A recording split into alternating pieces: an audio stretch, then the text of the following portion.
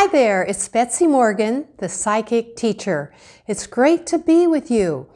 Today, I'd like to channel, and I'd like to channel on a subject that actually has me both excited and nervous because it is, to me, such an important question. I would like to ask Spirit, how can we embody more Christ? I guess I have a little bit of attachment to that because in my perception, that's important. That's what my life is about, bringing that, what I feel, love through to everyone. And I would like to know the answer to that. So those of you who have tuned in, I suspect, would like to know the answer to that too.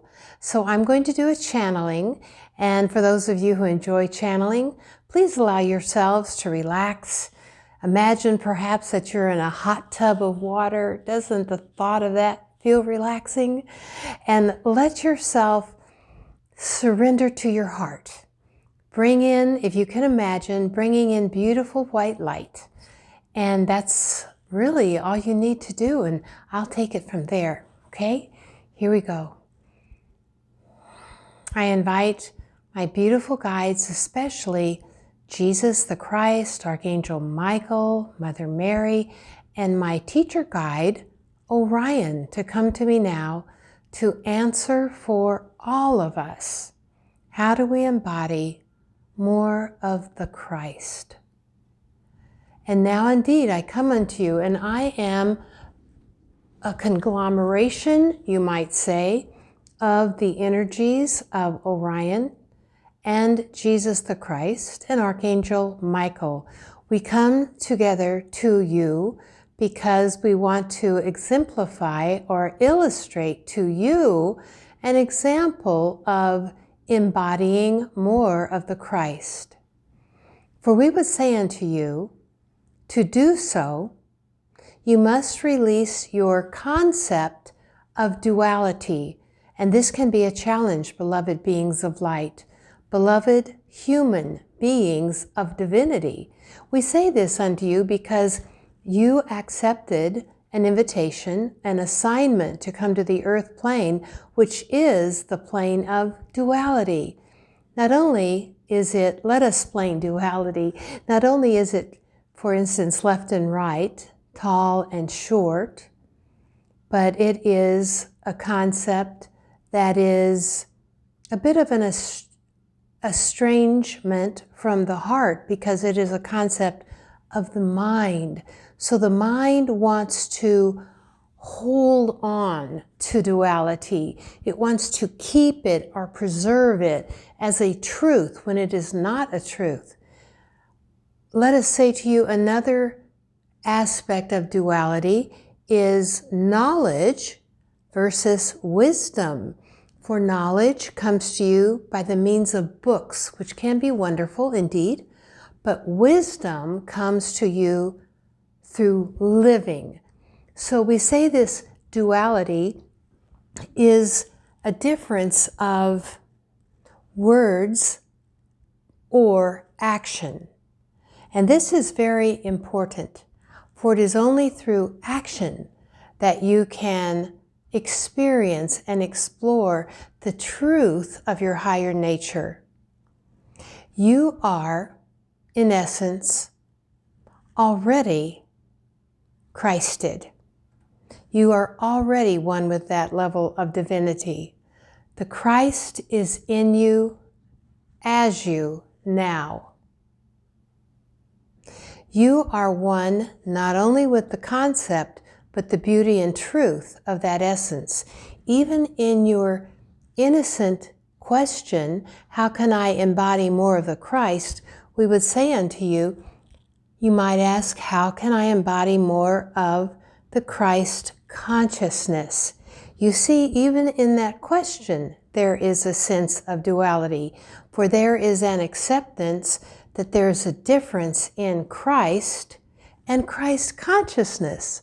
The Christ, formally, in the world of humanity, is a physical body. And the Christ consciousness is a spiritual component of that body. It is the elevated essence, the essence of being at one with God. We want you to know that the Christ consciousness is in you. For some of you, more, we would say fewer than the Christ consciousness lies dormant in a greater portion of you, but it is awakening. The Christ consciousness is awakening now on planet Earth. When we speak of how do I embody more Christ consciousness or Christ, we want you to bring the two together as one. Instead of conceptualizing that there is a body and an essence, let it be in truth a blending. Let it be one. There is a movie on the earth plane that Morgan is very familiar with, and thus we will bring it forward, for we use her index, what she has experienced in her lifetime, that we might explore that and share that with you. And it is called The Dark Crystal. It's a movie that's 25, 35 years old, but you can find it if you seek it out.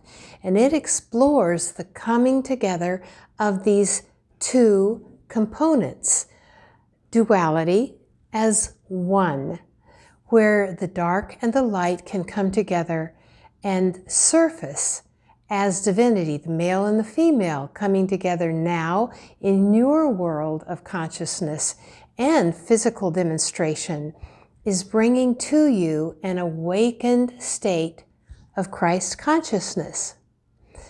We would like to share with you that a way for you to explore this, once again, we share something with you that we have shared with you so many times, but it really is the path to enlightenment and to embodying Christed consciousness. And that is to love yourself and to love yourself and to love yourself even more. For it is truly impossible, and we'll lay to rest any guilt. It is impossible to love yourself too much. Never feel guilty if you are loving yourself, for in doing so, you are demonstrating permission to others that they can love themselves honestly and fully. To embody Christ consciousness is love. So, in closing, we want to let you know that the mind, in essence, is on another polarity than the heart. Therein is duality, the mind versus the heart. The mind likes to rule the heart, but it is really to be the other way around. The heart should, if there is a ruler at all, rule the mind. Go to your heart for your truth and hear the voice of God will speak to you, whether you call it channeling or listening or praying or meditating. It doesn't matter. That essence, that voice is within you now, alive and well and talking to you. As you know, Betsy-Morgan loves to channel. Why? Because in channeling, there is no duality. There is only experiencing truth and beauty and bliss and oneness. And this is embodying the Christ. This is allowing your Christed consciousness to surface, and you will feel it, and others will feel it as you channel. So allow yourself, moment to moment, as you have heard before, pray unceasingly. Every thought is a prayer. Let yourself stop, contest, say no to the ego. When you hear the words born into sin, that is only that human beings are born with an ego, which is the mind. and it will push away every good thought about yourself. Let your heart lead you. Turn the other cheek. You are welcome back to the table of life. Remember the prodigal son? That is only one of God's sons or daughters, of which you are one, that listened to the ego and became afraid. And when that son or daughter returned to the table with the father and with the mother, there was rejoicing and celebration. That is the reunion, when you listen to your heart and listen to the voice that you were born with. Christ is in you now, and all there is for you to do now is to believe it and to live it.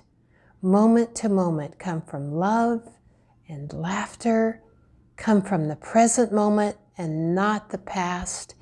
You are more than forgiven. You were never judged, ever, unless by your own mind. That's your only enemy. Feel your heart, your truth, your beauty, and your bliss. Love yourself. And in so doing, you're a servant to all. In so doing, you are serving God and you are serving your own fulfillment. And in so doing, you melt away the thoughts of duality.